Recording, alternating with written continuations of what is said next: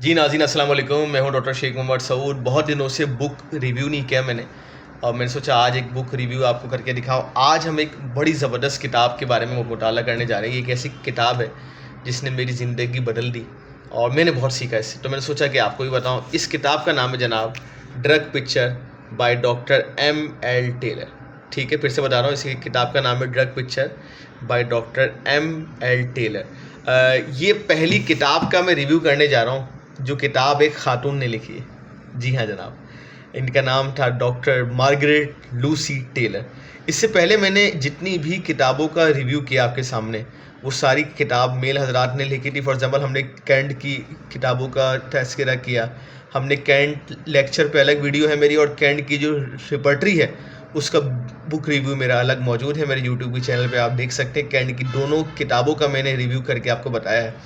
इसके अलावा William boric का हमने किया, फैमिली प्रैक्टिस किताब डॉक्टर भट्टाचार्य का हमने रिव्यू किया, डॉक्टर P.N. पाई का हमने रिव्यू किया, और इसके अलावा बहुत सारी किताबों का, ग्रॉस मैथमेटिका का हमने रिव्यू किया। आज हम करने वाले हैं the Drug Picture by doctor Margaret Lucy Taylor.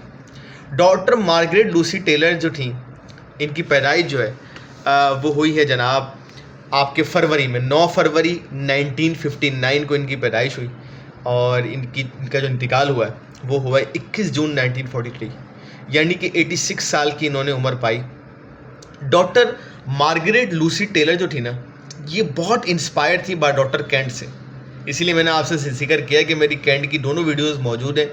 Cantt lectures की अलग मौजूद है और कैंट रिपर्टरी अलग मौजूद है, और इन्होंने ये किताब में लिखा है कि मैंने इन दोनों किताबों से बहुत हेल्प ली है इस किताब को लिखने में, जिस किताब का नाम है द ड्रग पिक्चर।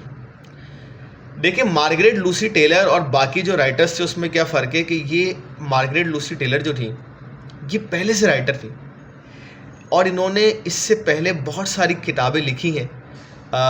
ये बेसिकली इनका ताल्लुक़ जो है वो लंदन से है, और इन्होंने बहुत सारी किताबें इससे पहले लिखी हैं। जैसे एक किताब इन्होंने लिखी ट्रेजेडी इन 6 आर्ट, लॉस आइडेंटिटीज़ और जेंटलमैन जैक। बहुत सारी किताबें लिख चुकी हैं। 1903 में इन्होंने अपना होम्योपैथिक मुकम्मल किया और रॉयल होम्योपैथिक लंदन हॉस्पिटल में इन्होंने अपनी प्रैक्टिस शुरू की, और प्रैक्टिस के दौरान इन्होंने बहुत कुछ जो है वो एक्सपीरियंस किया, प्रैक्टिकल एक्सपोजर्स किए, और उसके बाद इन्होंने ये किताब लिखी। किताब का नाम है द ड्रग पिक्चर। इनका पढ़ाने का सिलसिला भी था। देखिए, एक उस्ताद और एक राइटर, वो राइटर जो कि पहले से राइटर हो, पहला मतलब नया नया राइटर ना हो, वो जब किताब लिखता है ना तो उसमें बड़ी चीज़ें लिखता है, बहुत चीज़ें लिखता है। वो इन्होंने की इस किताब में द ड्रग पिक्चर में टोटल 125 मेडिसिन का इन्होंने जिक्र किया। और डॉक्टर मार्गरेट लूसी टेलर जो थी, ये ज़्यादातर जो पोटेंसी इस्तेमाल करती थी अपने क्लिनिकल प्रैक्टिस में, वो 30, 200, 1M और 10M, ये 4 इनकी फेवरेट पोटेंसी थी।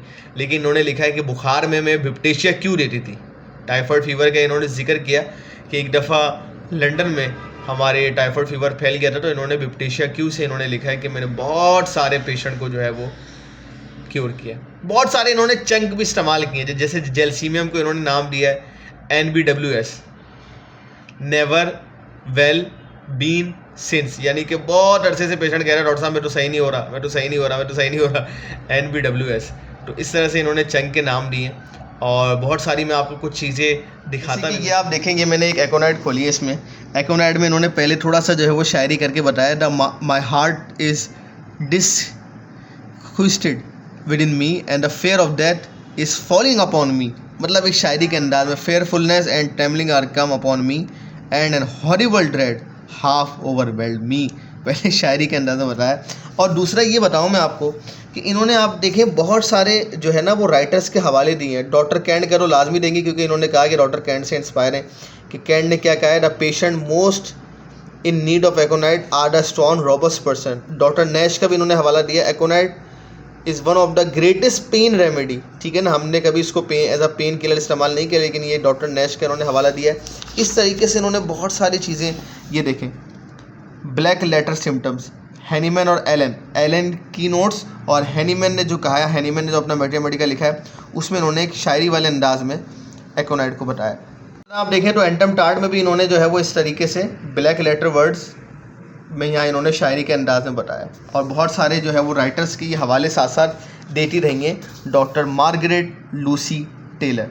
और ये एसाफोइटिडा की मैं बात कर रहा हूँ, इसमें भी आप देखें बहुत, ये देखें इन्होंने कैंड का यहाँ हवाला दिया है कि कीप और नोटिंग कैंड ने एसाफोइटिडा, जो कि हींग से आप जानते हैं बनती है दवा, इसके बारे में इस तरीके से इन्होंने बहुत सारी दवाओं में बड़ा आसानी से बताया और मैंने बहुत कुछ सीखा। जैसे कि आर्निका, इन्होंने लिखा कि भाई आर्निका तो यूरिनरी ट्रैक इन्फेक्शन में इस्तेमाल हो सकती है। पहले मैं आर्निका को यूरिनरी ट्रैक इन्फेक्शन में नहीं देता था, लेकिन फिर जब मैंने पढ़ा तो मुझे समझ में आया कि जब स्टोन होता है और जब पत्थर से रगड़ खाती है गुर्दा या आपकी किडनी की वॉल्स को, उससे भी आपको इन्फेक्शन हो सकता है और उसकी वजह से भी आपको ये जो है वो सिम्टम्स आ सकते हैं। तो ये चीज़ें मैंने इससे सीखी और बहुत कुछ मैंने सीखा अपनी प्रैक्टिकल में जो है वो एक्सपीरियंस में लेके आया हूँ।